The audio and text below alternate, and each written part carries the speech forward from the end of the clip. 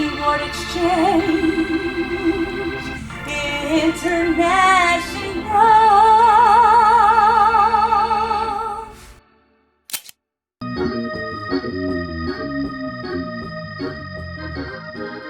So Randolph, I've been watching a lot of old videos of rock and roll.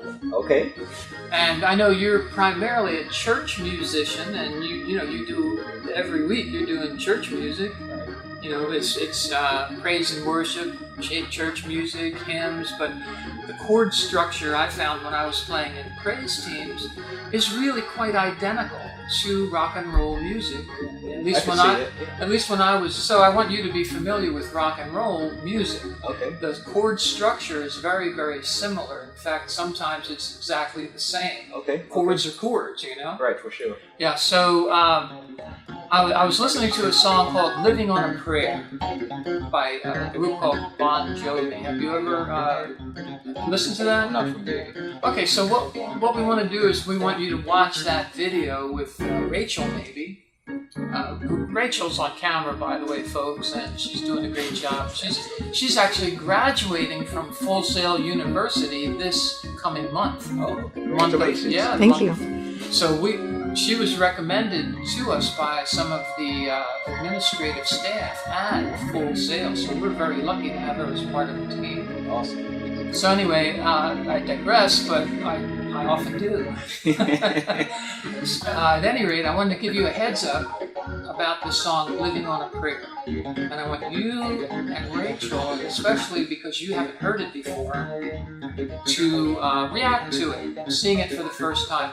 Don't watch it until we show you, okay? And we put it on video so you can get your fresh impressions. But from a technical point of view, I wanted us to also discuss several things in the videos that we're going to react to. Okay. Now, Rachel is a very experienced percussionist, so she's going to help us identify the tempo of each song that we observe. Okay. And in my initial observation recently with this particular song, there were multiple videos made over the years, and usually it was in the key of E minor. Okay. Now, I'm very reasonably adept at playing in the key of E minor. A lot of songs that I played in my youth, I just got used to that key, and a lot of songs were written in E minor because that's maybe the very first chord a guitar player learns how to play. A lot of open strings and everything, and then once you learn that, you learn a couple other chords, and pretty soon you're writing songs, with 3 or 4 chords. Yeah, that's true.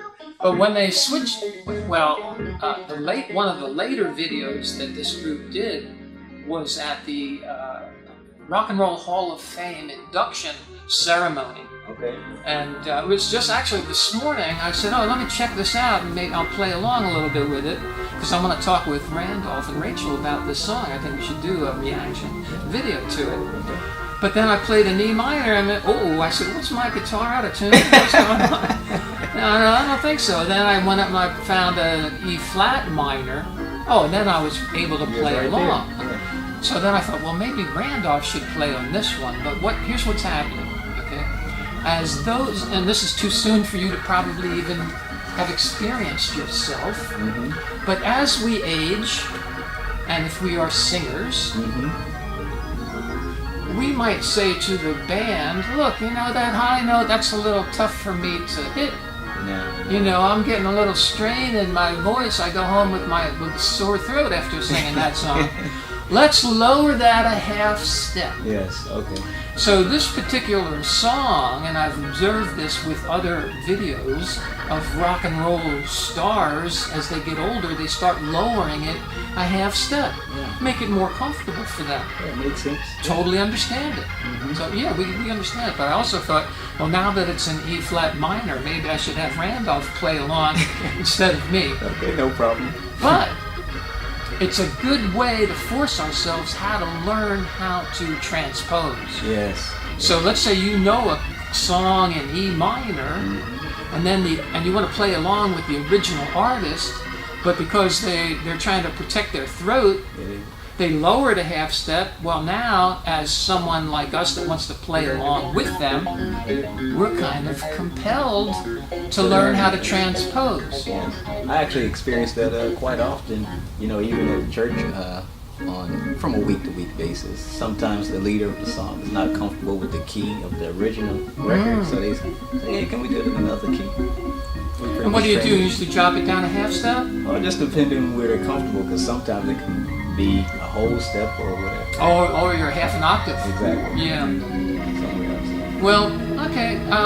So when we make this reaction video, we'll talk some more about that. We'll demonstrate it. Okay. And just wanted to get you in the loop, make sure you hadn't heard that song before. Yes, sir. But I also thought, you being a church musician, that song is not exactly a spiritual song, but it does have a little spiritual context, Okay. at least in the title, Okay. Living On A Prayer. It's a great, great song. Well, I look forward to it. I look forward to seeing you react along with Rachel. Yes, sir. Well, thanks for your time and attention, folks. Jim Huss, Randolph Carter, and Rachel. Signing off here from Keyboard Exchange International for now, but we'll be back. Hi, I'm Jim Huss, speaking with you from the showroom at Keyboard Exchange International. We'd like to thank all of you who have helped us grow our business for the past 51 years, and it is our intent to find good homes for all the instruments we have gathered from all over the United States. Thank you to the families that have preserved the instruments and then sold them to us, knowing that we would find good homes for them.